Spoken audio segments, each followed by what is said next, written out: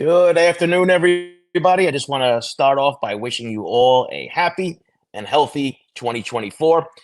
We have big plans for the channel this year. I'm glad you guys are buckling up, come get on board because I think we're going to have a really good year this year for True Crime with the Sarge. For those of you that don't know me, I'm your host, Joseph Giacalone, and if you're watching this live, I appreciate that. And if you're watching this on the replay crew, just to let you know, you guys are just as important.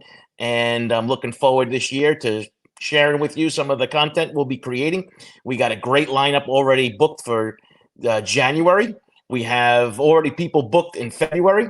So it's going to get interesting. I'll get into that in a little bit later. But we do have, this is my first annual, let's call it, True Crime with the Sarge year in review, so to speak. But we're going to get into some future stuff. I want to talk about the case that I want to see closed in 2024, plus what I'm going to refer to as my pie in the sky case to be closed in 2024. But if you've been following this case, just broke last night, this Kimberly Singler, who was responsible, she's from Colorado Springs. She's responsible allegedly for killing her 9-year-old and her 7-year-old and wounding her 11-year-old, and then fled to the UK, where she was arrested last night. So she'll be on her way back to the United States, Colorado Springs, to face some justice there. So it's going to be an interesting case as that one moves forward, because originally there was a little bit of the police didn't think she was involved. She called in a burglary, if you've been following that. So if you haven't been following that Singler case, take a look at it. It's pretty fascinating. And once again, over a custody dispute. I mean, the common theme that we've seen over the last year or so has been divorces, custody battles. And it's just kind of mind-boggling that people will resort to murder as their means of getting rid of what they perceive as a problem. It's just absolutely insane what's going on. So I am going to we'll start off right with now.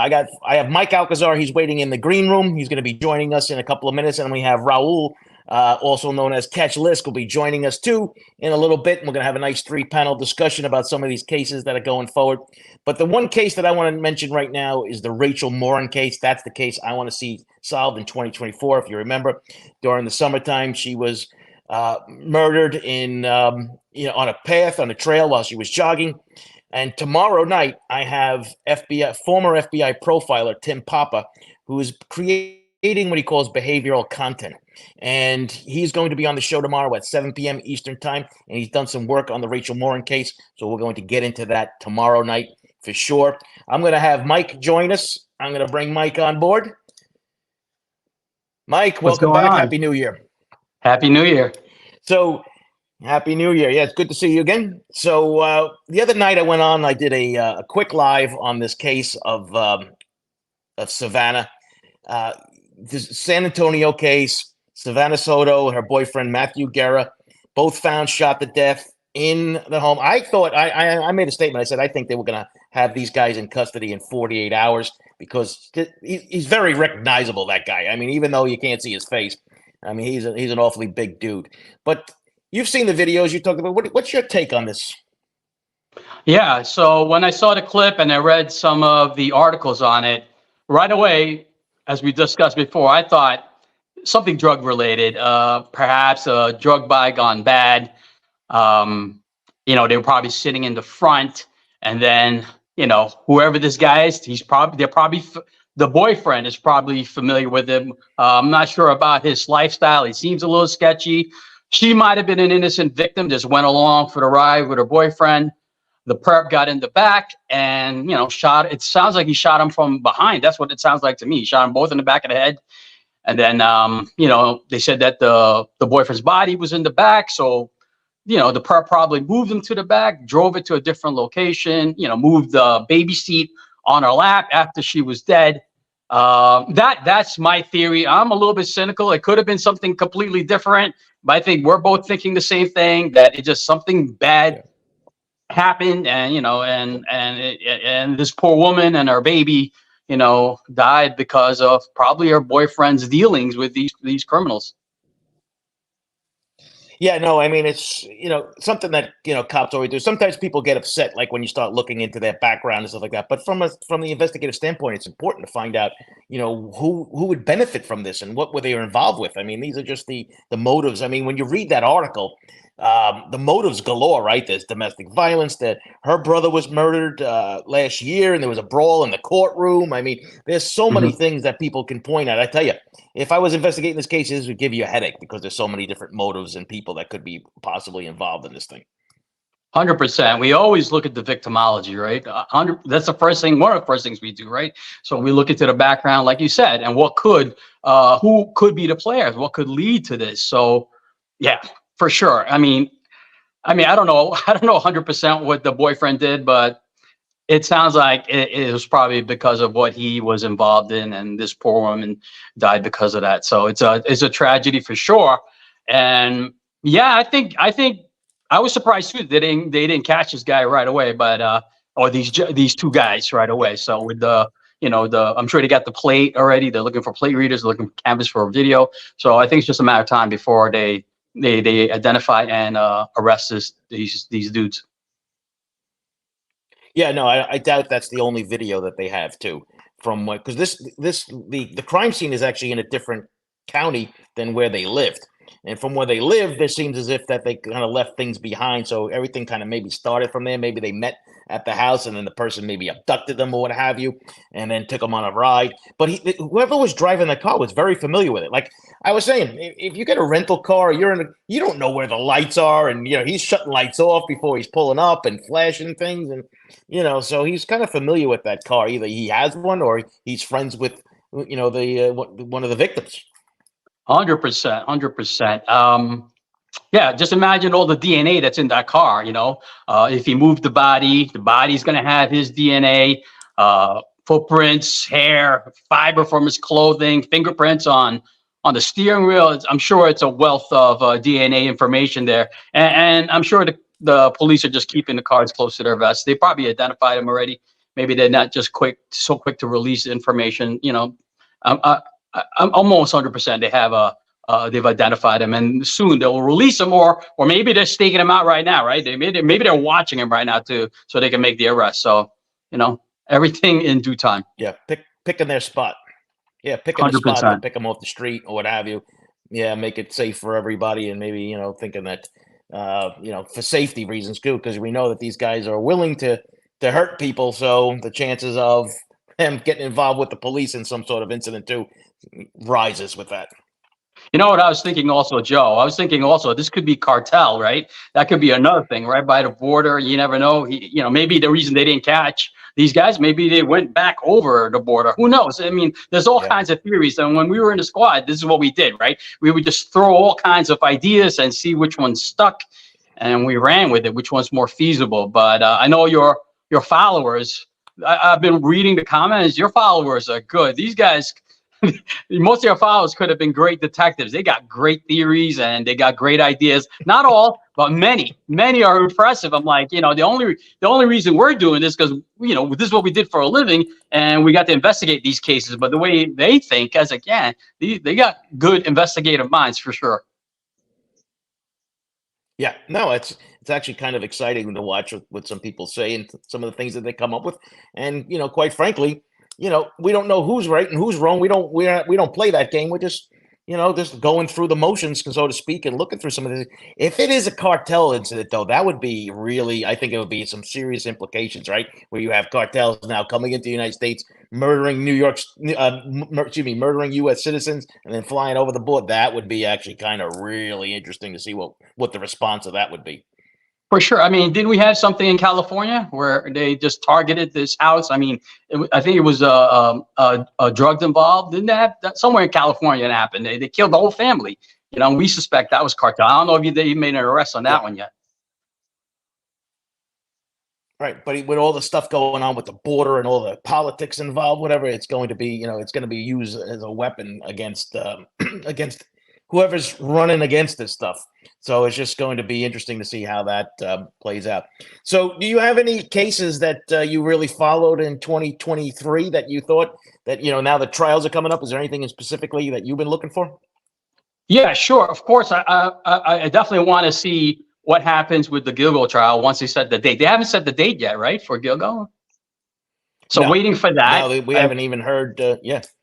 I want to see that resolved. I'm very excited to watch the documentary. I don't know if that's going to happen during, before, I don't know how that works with the documentary they're working on. That's going to be telling. I know you had some comments on that.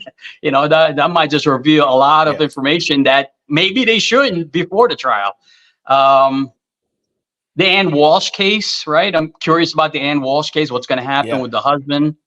That genius, right? With Google searches and Brian Walsh, Brian Walsh, and buying all the cleaning equipment. This guy is a character. So I'm curious to see how that trial pans out. I think that trial is set to be soon. Not set yet. Also, let's see what else. Hold that thought. So let's talk about Brian Walsh for a second, right? So he has a hearing coming up, I think, on the 23rd of January. He's on my list of 2024 people to watch. So I'm glad you brought him up. But Brian Walsh is he might get your Rocket Scientist of the Year award.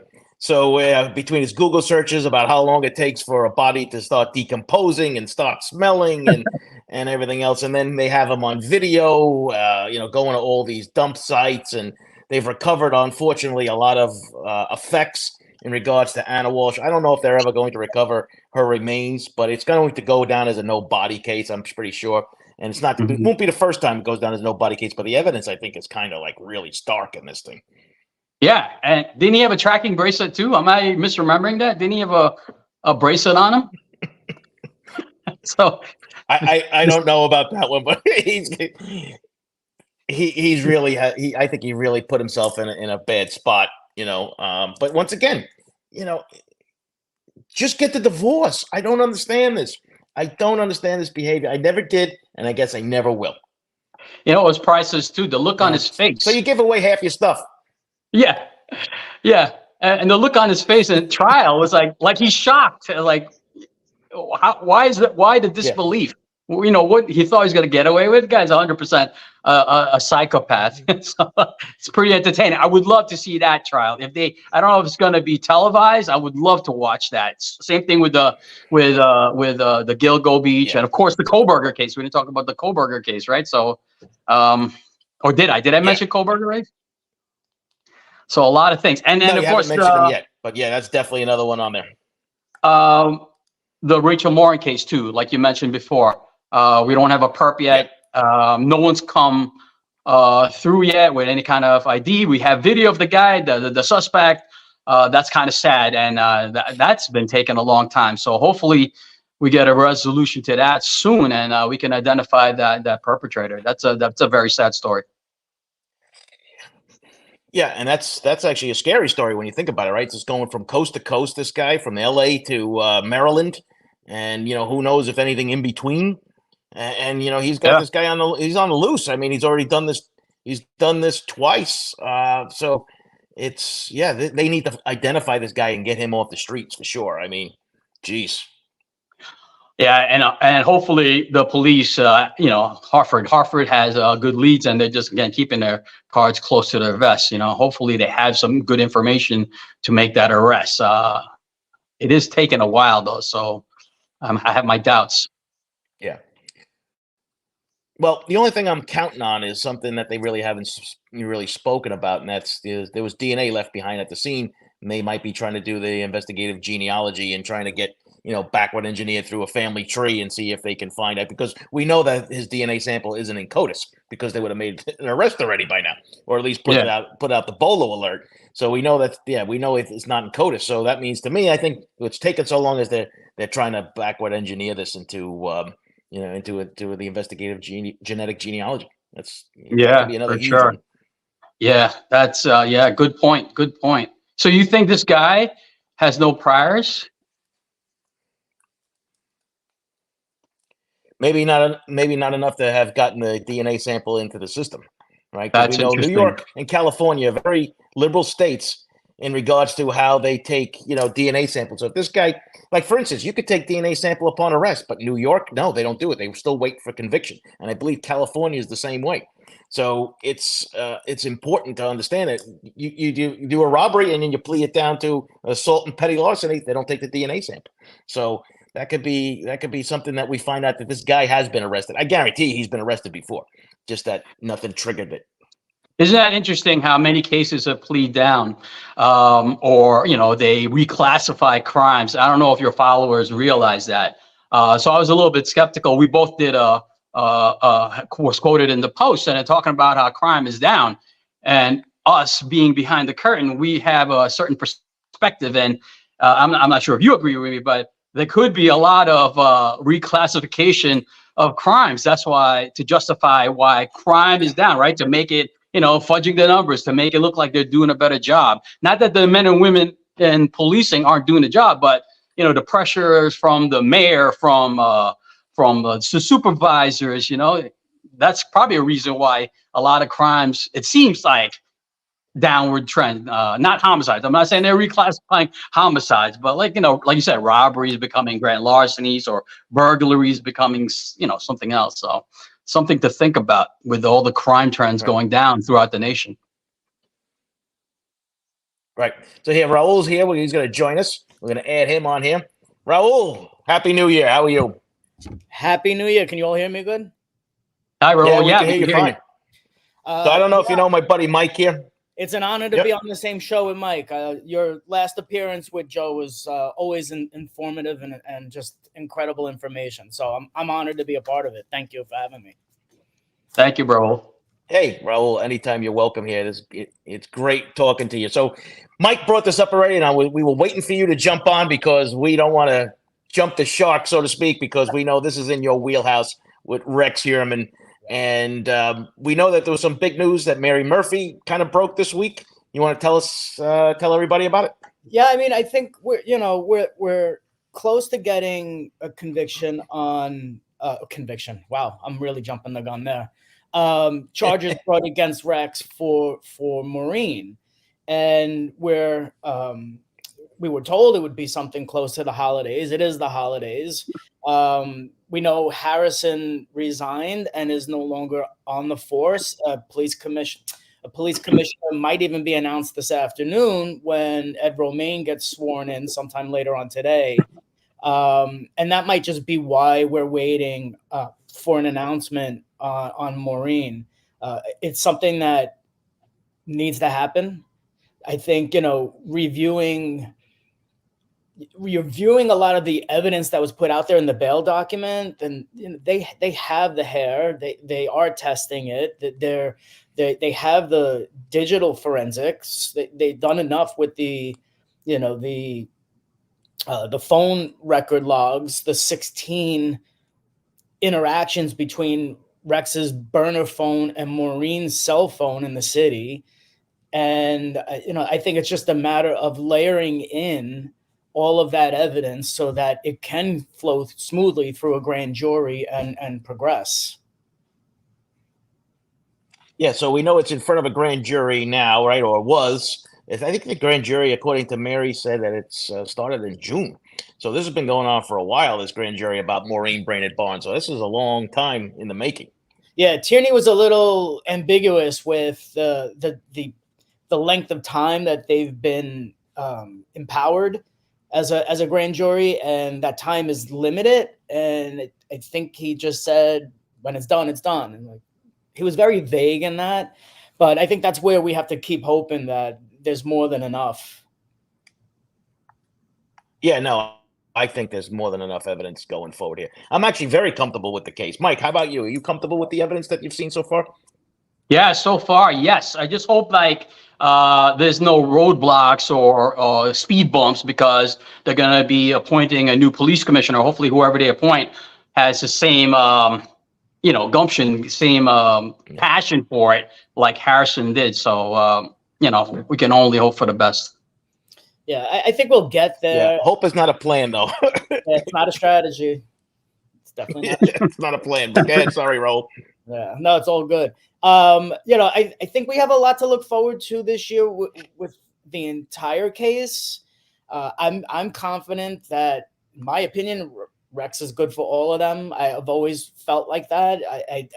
I'm not confounded by change up in MOs or multiple disposal sites. I see it all. For me, it's most of the physical characteristics of the victims that are consistent pretty much throughout them all, except for possibly Peaches.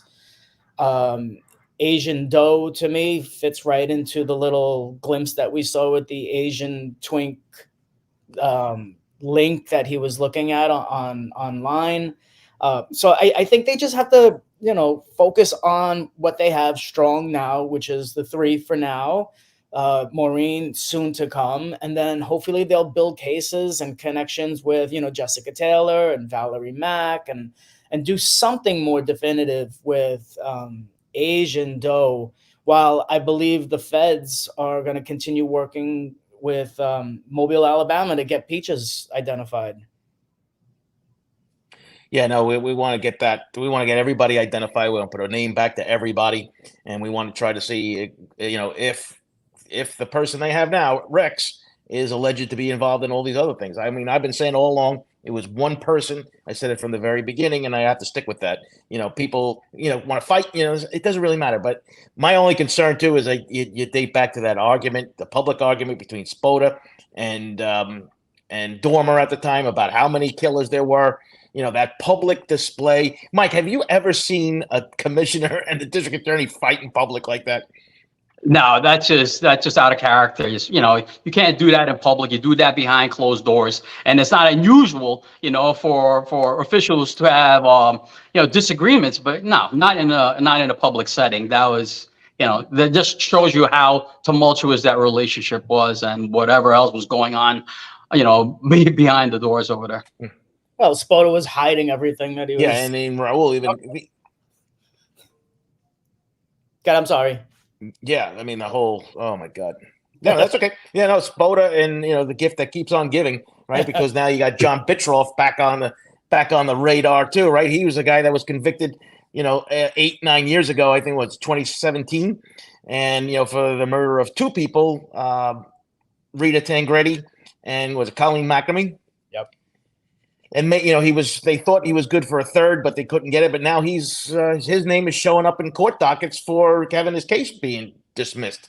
So it's kind of like what's going on here? Have you followed up any more on that, Raul, since that whole thing broke? There's nothing more to happen until the 6th, January 6th. That's when Bittrolff scheduled next to court appearances out on the island. So I guess we'll just have to watch to see if he's moved.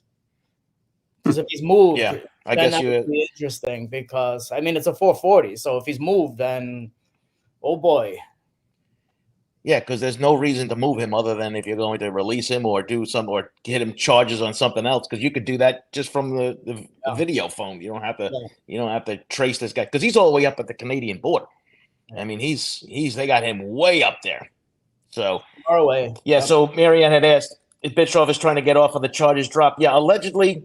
They're saying his defense is saying that that Spoda withheld.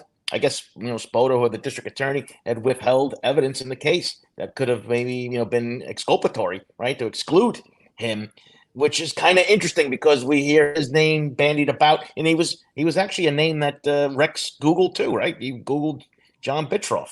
He did indeed. And it only makes you wonder why. But, I think with Bittrolff's case, for me, I've always been 50-50 on it. He's either guilty or he's either not. It doesn't make him a nice person. I mean, he certainly isn't a nice person by many accounts. But being a nice person doesn't necessarily make you a murderer. And I think some of the similarities in, posing a body, taking items like left shoe or elements of clothing or jewelry is kind of represented in many of the attributed Lisk victims. So, there could be something there. Yeah. It must be something enough right. If they're going forward with the 440 hearing anyway. So otherwise that would have just been tossed. All right. And then, so now we're waiting on the search warrant information. So, Mike, I know you've been following this case pretty closely. So you have these search warrants that were done at his home, that were done at the storage facility. Well, when you're doing these search warrants, for New York State, I always tell people there's this thing called a search warrant return, right? You have to return it with all the list of things. Have you ever seen them block that from public view? Do you have any? Because I couldn't. Some of the cases that we worked on, I remember them blocking that. Yeah, that was interesting. I don't know why they did that. Like you said, you return the warrant and you have to tell the judge everything that you recovered. Yeah, I don't know. Maybe they're just keeping it close to their vest. I don't know why they would block that information. It seems to be in public view right now, so that's interesting. I'd love to see what else they recovered in the search warrants. Yeah, I mean, Yeah, because they have to do it within 10 days. oh, Yes. that's interesting. I don't think I remembered that. I think for me, having the ME arrive was really, really Telling. astounding. That was like, well, stop the presses on that, because that could be really, really significant. Yeah, I'm actually questioning why a representative from the ME wasn't there to begin with when they were doing the search warrants, Yeah. right? I mean, that's something that we were conditioned to do. We would have had an ME there. You might have had a cadaver dog at the house, all those things up front. And in the storage facility, the same thing. And, I know Suffolk County is a much smaller place than what Mike and I had to deal with in New York City, where you had so many different, personnel. But still, I mean, you're investigating a possible serial killer. You should have had an anthropologist there, everybody. Yeah. Maybe it could have been just as simple as you said, Joe. Maybe it was just lack of manpower. Who knows? It could have been something as simple as that. Yeah. Yeah, I mean, I believe it's definitely I believe Suffolk County has also farmed out a lot of the medical examiner needs to the city anyway, because of the shortage of resources. Yeah, so Scott, right? The ME isn't going out for a joyride now. They're not leaving their office unless they have to. I kind of agree with that, Scott. But yeah, so I mean, listen, Long Islanders specifically, right, and the true crime community has a real big case on their hands for 2024, because I think this is the case. I think this goes into 2025, 2026. I mean, we're only going to start off with the 4, and that trial is going to go for God knows how long. Whatever, 6 months, a year, who knows? And then if they can attribute anything else to him, this thing could go on for years, this case. It very well can. And I think what we have to really hope for is that he can't handle it anymore. I don't know if he'll ever confess. I mean, I'm not even going to suggest what I think he is experiencing or thinking. Right. But I agree with you. I think we're in for a really long haul with this.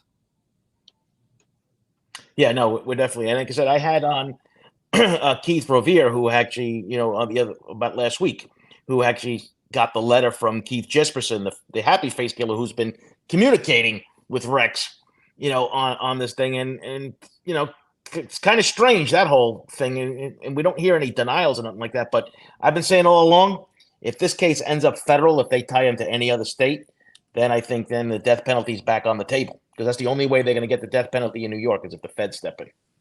And even with a death penalty conviction, it's anywhere from a decade to 20, 30 years before he can possibly be executed. And he's already 60 years old. Yeah. And he might not be in the greatest of health. Who knows? We don't know. We know that in jail, these guys tend to deteriorate kind of quick too. So we see that. I think I was really interested in, and I agree. And I usually don't get into this publicly anymore, but I do want to hear what she has to say in this documentary that they're doing. I think it's absolutely outrageous that any lawyer would allow her to even do this just for the sake of trying to protect their clients. But aside from the absolute affront, in my opinion, to the victims' families, I think it's absolutely irresponsible for her to say anything. But then again, she's still going out there wearing her wedding band. So you're entitled to support what you want to do. But I think from a research perspective, because that's all that I really am, I definitely want to hear what she's got to say. And if it's just like reflective information, how they grew up, or pictures of them and their marriage, or we went on this vacation that no one really knew about, and then we can start tying these things together. Like, we don't know where Asa and the family was when Maureen went missing. They don't have that data. It's gone. So if that comes out in something that she's saying, then maybe that's a win-win again. We get to fill in some more of these gaps. I think they're probably just gonna Yeah, try what's to your take portray on it? her. They're probably gonna portray her two different ways. Like she could be just a victim, right, of a terrible marriage, and she was completely clueless and innocent, or she could just be this kook. That's where I'm leaning towards. Like, how could you not know or have an inkling? And I know a lot of your viewers might not agree with me. I see some people really feeling bad for her, but how could you not have a clue what's going on in your marriage? This guy disappears. His crazy fetishes. I don't think I'm alone at that. And again, the show will show that either maybe she's just completely ignorant and innocent, or she's just a kind of a loony bird, and that's going to be kind of comical, and that's not going to help the case. So I'm definitely looking forward to that, and I hope I don't anger some of your viewers, but that's just the way I feel. I mean, I'm a little bit cynical. I just don't believe. I don't know. I know Joe's married. I don't know you're married, but my girlfriend knows everything that I do, so I just can't see her not having a clue at all. So that's going to be interesting to see. I absolutely agree with you, because with just his search fetishes in a 12-month period, at the age that he's at 58, maybe, when they were doing those or recording that, those are established fetishes. Like, that's part of your persona. And she's been married to him for what, 27 years? Those behaviors are embedded in their relationship. She should have some sort of inclination. And if she does, and she can even and those things don't change either. Yeah, then why wear the ring out there still? Like, I'm just a little confused by it, and I've had to stand on a line with that, for what I do on like Twitter or anywhere else, and in the groups. Or yeah, she could just be living in an abusive relationship. She could just be deathly afraid of this guy, and maybe she's just conditioned to put up. Yeah.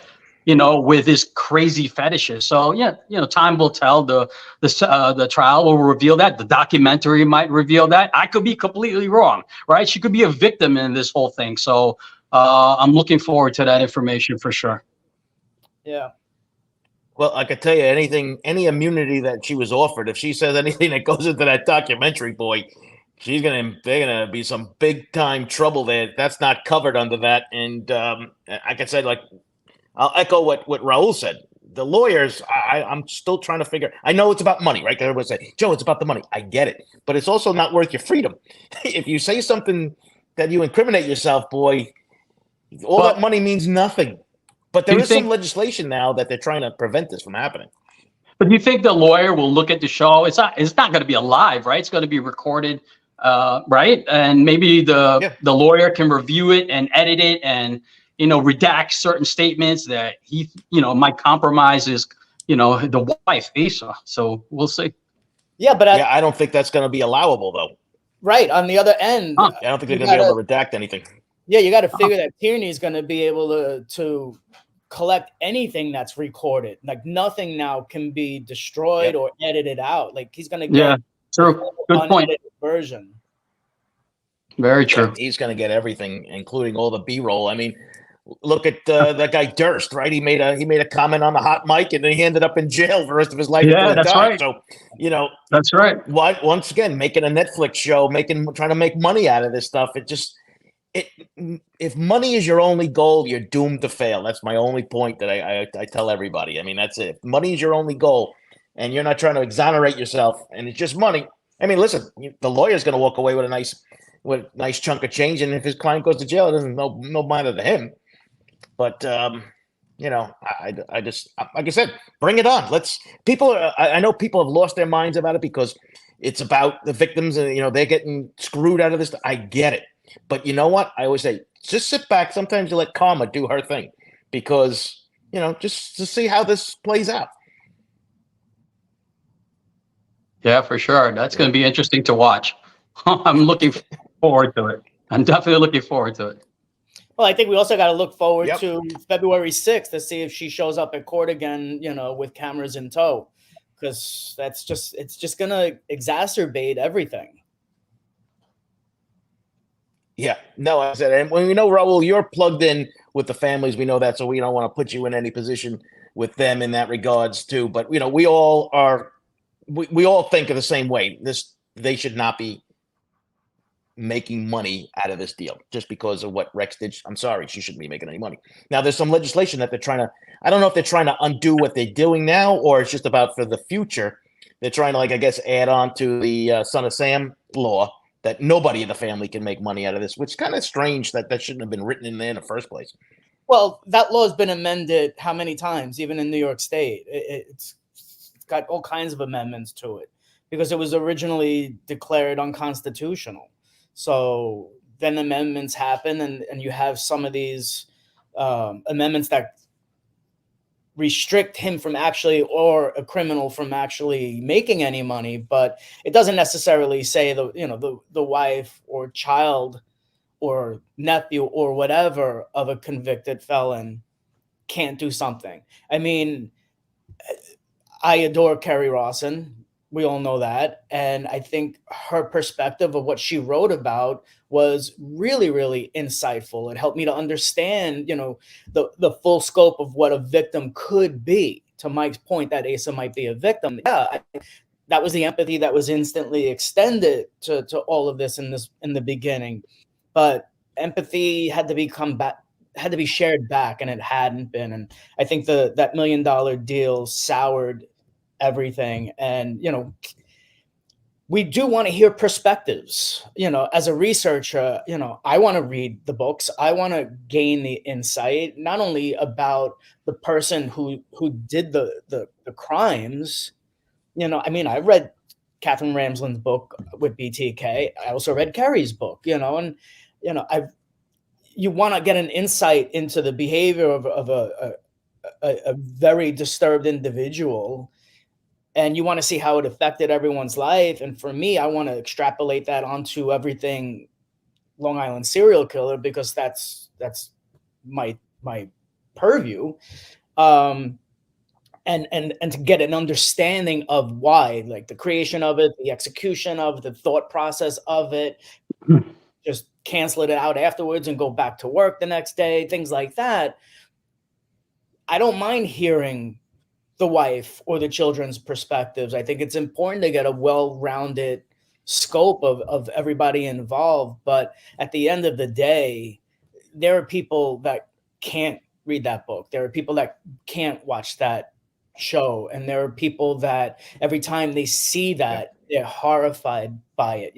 Everything written about, like, not necessarily Lost Girls, but all the crazy movies and the portrayals of Shannon Gilbert, it is destructive to her sister. It's destructive to that family. And, it just continuously re-victimizes them, even if they're trying to move on with their life. So, we got to strike some sort of balance between an intellectual gathering of information and sharing that information without the sensationalizing and the dollar bills being thrown around, because that's where it gets gross.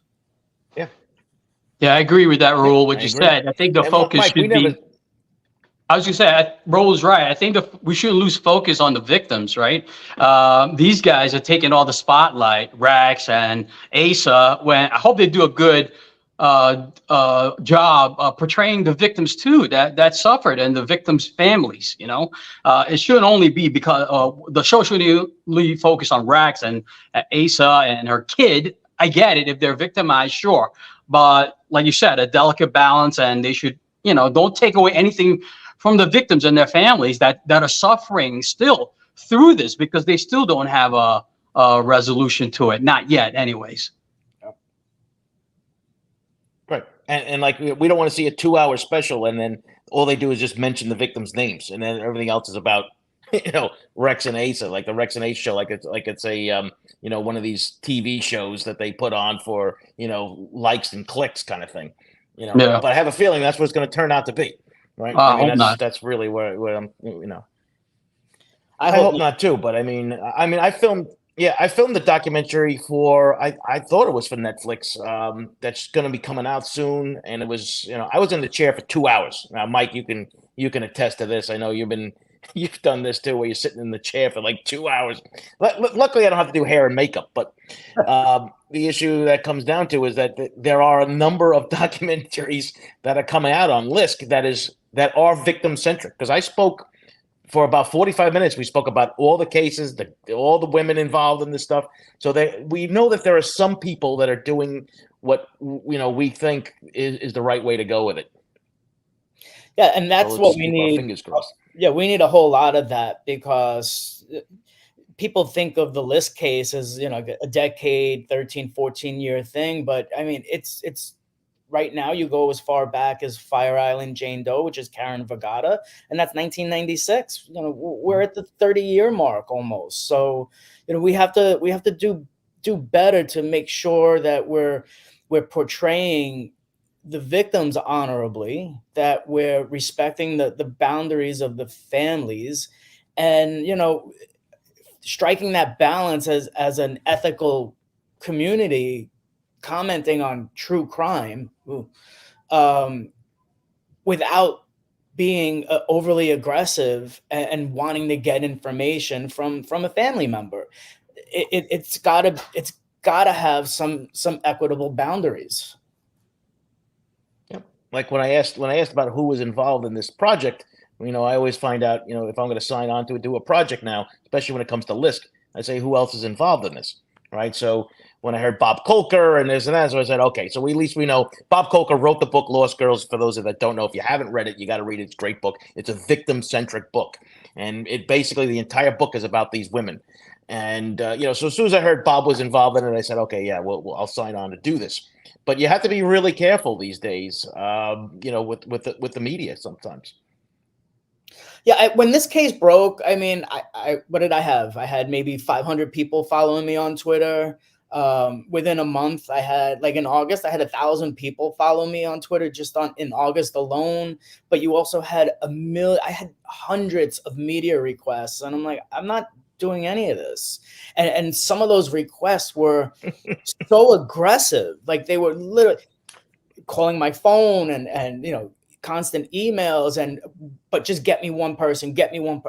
I'm not in the business of trading friendships and loyalties for somebody to get a credit for a spot. I passed on a lot of that information. They want the victims' families. Yeah, I passed on the information and I let them make their decisions. I'm not a spokesperson for any of the family members. The ones that I talk with, I'm honored and blessed to do that. I've tried to work towards that and honor and respect them immensely. And that means more to me. I was even asked if I wanted to sit on a panel on a live TV show. I was like, no, I just want to sit on my sofa and research. That's like, no, that's not me. But there's one bald-headed man. And that's why we love you, Raul. Me too. Yeah, I always find it awkward when they're interviewing. I like to follow up Raul. I always thought it was awkward to do like an interview with the victim, especially if it just happened, and then you're trying to put them on camera. And I think that just makes the media look bad. It makes them look super aggressive, especially if it just happened, and then you're getting these people on camera. Can you imagine in a documentary with spotlights and it's just awkward. It's just awkward. I mean, if they're comfortable enough to do it because time has passed, great. If they're not, I definitely wouldn't want to encourage them, not to be in it. So not to be in it, I should say, because, that's very traumatic to relive all that, that's just horrible. Yeah. It's shell shock. Even from like, even from the perspective of when I was in cold case, when you were knocking on families' doors to let them know that you were, re-examining this case, I mean, you get a whole flood of emotions on people, and you got to be really careful with that. And like, we never knocked on a door unless we had something that we were going to, we had something, a case with meat on it. We just didn't knock on people's doors and say, hey, by the way, we're open, re-examining your daughter's case. Just want to let you know, and walk away. No, it's because we had something. Because other than that, there was, and that's the number one complaint that people have, that the cops, there's no communication, but we're not going to talk to you unless we have something. And people can't understand that. Yeah. For that reason, what Mike had just said. Yeah, and I think that's the difference that, Rodney Harrison brought to this, because, he did stay in communication, I'm going to say relatively consistently with the family members, whereas, they had been calling weeks and months at a time with no reply back from previous administrations. And I think this is why it just felt different this time, you know, with Commissioner Harrison there and Ray Tierney, you know, ready to go. And it was just a beautiful thing. Like I watched again that presser on the 14th, the day after the arrest, and you know, I was listening to everything, you know, Ray Tierney was saying, but I was also just looking at the family members, and it's hard. You get really impassioned wanting to see this all the way through for them. And if maybe fast forward so that, you know, let's just get them to a place where they can have some peace in their souls for, you know, just for a little bit. You know, this is going to be another 2-3 year excursion of turmoil for them. And that's oh God, it's horrifying. So I think if there's anything that I can do with advocacy, it would be to make sure that they have outlets for, you know, support that they need, whether it's financial or emotional, mental health, you know, holiday things, drives for their kids. A lot of like what Jay did with the food drive was so inspirational to me. And it's like, I mean, these are the things that any average person can do. And I think I want to do more of that in this year coming up. So I'm hopeful for this year. I'm hopeful for justice. I'm hopeful for a lot of resolution, and I'm hopeful for my own personal growth out there to contribute more of whatever I think I do that might be effective. Yep, and that's why you always have a seat at this table, Raul. We love you here. You know, it's very rarely do you run into somebody like yourself who has the drive, initiative, and compassion for other people. I mean, that's really what it comes down to. And listen, we're all on the same page. Mike and I are a little, like I said, like he used the word cynical, and that's something like, but that comes with the territory. That comes with Mike. You did what, 30 years? 30 years and 10 million cases. You know, Raul, I love your passion. I get it. Yeah. Me and Joe, it was like business day in, day out. And I hate to say it, you know, we kind of get numb to it. Yeah. And that's probably just part of our defense mechanism. You know, you go to homicides and dead bodies and make death notifications and talk to victims. I get it. I mean, I'm sure I was like that when I was 22, 23. But, you know, 30 years, me and Joe, we've seen so much, and, you know, we've seen the evil in people, and we just become super cynical. I'm not saying we don't have, you know, the emotions that you do, of course. Right. You know, I remember my first dead body, my first suicide. You know, these things stick to you, just like this is sticking to you now, you know, but yeah, I hope I didn't come off as cold, but that's just the reality for investigators. You know, we have this gallows humor. We have the sickest humor because we have to deal with it mentally. You know, it's just something how we cope with it. That's another show you could talk about, Joe. That is another show, indeed. Yeah, no, actually, it is. But yeah, and it's not an excuse. It's like you said, it's a defense mechanism in a lot of things. As you know, it's tough to shake, right? So you want to try to be this better person, whatever, and just sometimes it just can't. Like Mike and I had started off talking about this case with the Savannah Soto case, you know, and right away we jump into the nefarious things with the boyfriend, you know, because that's what one we were trained to do. Two, that's exactly what you need to do in order to solve this case, because this is what your pool of suspects are. So, you know, in that regards, that's generally what it happens. We're just going to pivot a little bit now. We have about 15 minutes left.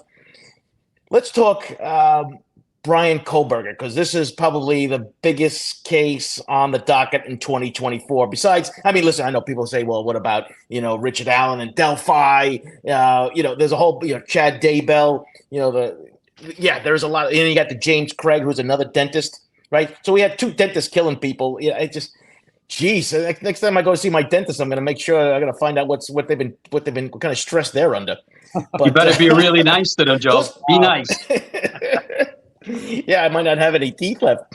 So let's talk Brian Kohberger, right? Because this, I think, is going to probably be the biggest trial of 2024. You know, in that respect. Mike, I'm going to come to you first. Are you concerned about how the crime scene and stuff was handled, or the house getting demolished, whatever? Do you have any thoughts on that? Yeah, I mean, them demolishing the house, I thought that was a little bit quick. I mean, why are they doing that? I think I saw Mary Ellen O'Toole talking about that sometimes it's helpful for a case for like the jurors to possibly do a walkthrough of the crime scene to see, maybe get an insight on how Kohberger entered the house, how the victims were laid out, how they felt, how they were cornered. That's huge. Like everything's for courtroom testimony, and you're destroying the house. Why? I mean, because it's giving a bad feeling to the community. The case hasn't even gone to trial yet. I think they kind of jumped the gun on that. I mean, I hope they got all the evidence that they collected and gathered that can prosecute Kohberger, because, with the house gone, I mean, that's helping him, not hurting him. Yeah. How often when people are like, well, the defense signed off on it. Yeah, no kidding. Yeah. It all depends. You can have the prosecution or the defense attorney can ask the judge to get access to the crime scene. That's the way it goes. So both of them had to sign off in order to get the house destroyed. So, to me, it only helps the defense. Yeah. I think, didn't you say, though, that it also eliminates the chance for it to come up on appeal? Well, what happens now when there's an appeal down the road? Yeah. I mean, look, I didn't say that, but it's another good point, right? So you have all of these things happening, and I kind of agree with Mike. I think it's about the pressure of that. But if they think by knocking down the house, it's still not going to be a true crime memorial, that people still aren't going to show up, they're out of their minds. I mean, just look at downtown Manhattan, where the Twin Towers are. I mean, tens of thousands, hundreds of thousands of people flock there every year just to see where the Twin Towers stood. So I know some people, I'm not trying to put the two together in that respect, but it's an attraction. People are going to be attracted to this. This was a international case. People are going to be, coming still with their cameras and taking photos and saying, doing selfies in front of where the building used to be. It happens every day. Absolutely. Yeah, for sure. For sure. Well, that's the I'm not side of true crime. Yeah, I'm not thrilled about how they handled the crime scene, and I'm not thrilled about how they let this go with the destruction of the house either. I know people say, well, because the prosecutor wrote a letter saying that, well, there's chemicals that we used and it's not safe for humans. Okay, but you left the FBI team in there 3 weeks ago. The defensive team was allowed in there 2 weeks ago. And then last week, the prosecution's team was there. So if you're telling me it's so dangerous for humans, why did you let all these people in the house? Yeah. Yeah, it's so important that it's they had to see question. it. It's so important that they still had to go revisit it. That could be just as important for the potential jurors. So I think they dropped the ball on that one for sure. Yeah, I remember earlier in the year seeing a lot of digital videos from inside that they put together, whether it's like realtors or whatever it was. I mean, I'm definitely not an expert on this. I just cursory awareness, but I remember seeing all kinds of videos, even how he might have been, where he went, first floor, second floor, upstairs, whatever. So I guess there's a lot of modern digital portrayals of the inside of the house. But again, there's nothing like being there for a juror to really embrace the moment. Yeah, well, and there's nothing like the real thing. You can't replace with photos or videos or what have you. It's nothing like being there. And, even from the perspective when we were in cold case, I mean, we were left with crime scene photos. 9 times out of 10, the crime scene no longer existed where you can go and take a look at it for yourself and see where things were, based on the photos that you had. And it's not the same thing. And I think going through the crime scene would be a very powerful thing, because I have lots of questions about what the investigators so far have told us, right? About where he entered, who was killed first, what was going on when. I mean, this you can't go in there with a knife and attack 4 people and not have all of this evidence spread everywhere on the on your shoes and that's why I was said I don't care about the knife. I care about the car, because you can't. I don't care if he was wearing a suit of armor. He was walking out of that place with lots of evidence on him. It's as simple as that. And if he got into his car, it's there. But I don't know. I mean, the defense attorney is saying that there's nothing in the car, which I believe them as far as I can throw them. But I guess we shall see. Just to piggyback off that, Joe, I remember hearing about this first, right? And how he killed, these kids. And And everyone's saying, how did the other kids not hear this happening? Nobody was screaming. And I think that's important, right? That's why you might need to do a walk through the house, the layout of the house. You know, what's the sense? What's the atmosphere? And again, I think that's all for prosecution. That's a way to build a nice prosecution. And now it's going to be destroyed. And, you know, and it's a disservice to the victims. It's a disservice to the victims' families. I don't know. Why are they're trying to sell this house? I don't know. What are they doing? Is it a realty thing? You know, it's just this is a homicide that's under investigation, that's going on trial. Why the quick to rush to destroy it? I don't understand. I was really against that. Agreed. I don't get it. It makes no sense to me. Yeah, and actually, I saw a News Nation interview with Mark Geragos, who's you know, very famous lawyer, and he said there's a good chance that this is going to come back and haunt them. It's just as simple as that. I mean, and here's a defense attorney that this guy's a defense attorney. Like I said, it only helps the defense as far as I'm concerned. And let's put it this way, guys. I hope we're wrong and everything, you know, that they got the right guy and he gets convicted. But I have lots of questions and I have lots of concerns. Let's put it that way. Not fears. I have concerns about this case, because if we're going in solely with that one drop of DNA on the sheath, boy, they're going to have a problem as far as I'm concerned. Mm-hmm. True. Absolutely right. Do you guys have, I'm going to put you on the spot because none of us I haven't spoken to any of you guys. Is there a case, like I call it my pie in the sky? I'll start off just to give you an idea where I'm heading with this. My pie in the sky case for 2024 and cold cases that I want to see solved, JonBenet Ramsey, because there's been lots of talk about some new DNA technology that's being used right now, that they've actually had stuff in labs. So that's my case for 2024. You can either agree with that or you might have another case. Do you guys have a case that you'd like to see get solved? An infamous case that's been going on for a long time? I think that's a big case, Joe. I'm going to have to agree with that one. That's probably one of the biggest cases that everybody wants to see resolved. I can't think of one bigger than that right off the top of my head. Yeah. How about you, Raul? I can't compete. Yeah. Well, I can't. You're right. JonBenet Ramsey, that's definitely right there. I mean, I've been dragged along a little bit waiting for what's going to happen with the Tara Calico case. And I definitely want to hear what happened. You know, that evidence was presented to a grand jury, and we're just, or the DA, I think, and we're just waiting to hear. And I want to know, do they not have Tara? Do they have Tara? Can you just tell us? Tara Calico was an 18-year-old. Can you tell us a little bit about the case? She went bike riding and vanished. Her bike was found on the side of the road. She was an avid biker, bright young woman. Wow, you're tapping my memory right now. And she just vanished. Her bike was found. So I think her not AirPods, but her Walkman. I had to go back in time. This is like in the 80s. Her Walkman was found. Also there were reports someone had seen a pickup truck following behind her slowly.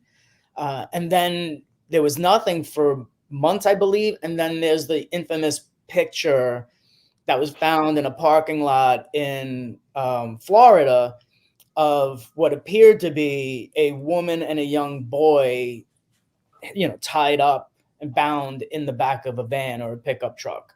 And that was always thought to believe that was Tara. And the FBI actually wound up recently saying that, or not necessarily recently, but said that it wasn't Tara.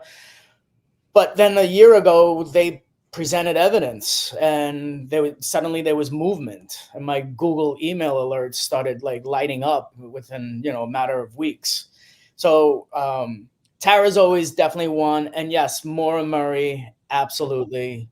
And then for me, there's another big one. Yeah, that was. Yeah, and Kristen O'Connell too, upstate New York. That's a case that needs to be really looked at big time, because, yeah, she was murdered.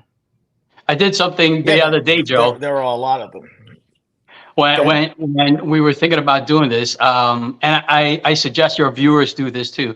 Go to like your police websites, big city website, your local police website, where there's a lot of homicides.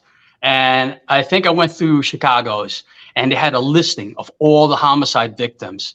And I'm just scrolling through the hundreds of people. think about this. All these people have stories. They're not getting the coverage. They're not getting the news media.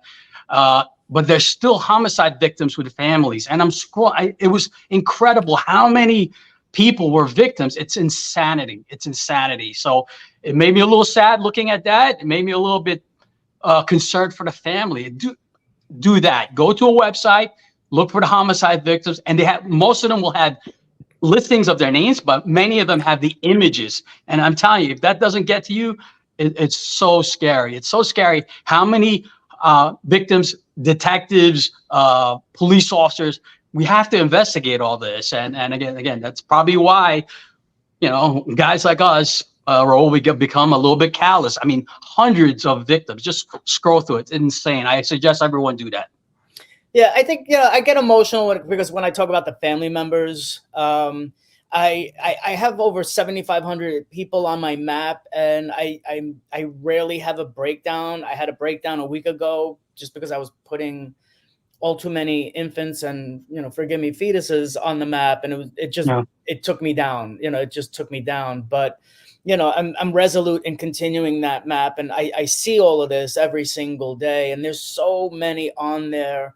And I don't even have the whole country yet. I have 2 complete states and a lot of the unidentified from most of the East Coast. But, there's so many lives that have been just destroyed, and we all have to do better. We have to figure out some way collectively to support law enforcement to solve the cases, or leverage, let people like me carry some of the heavy weight, give us some insight, show us some tools, or, and let us have at it. There's something to be said for the armchair detective, but, at the end of the day, there's just so many, and we have to do something.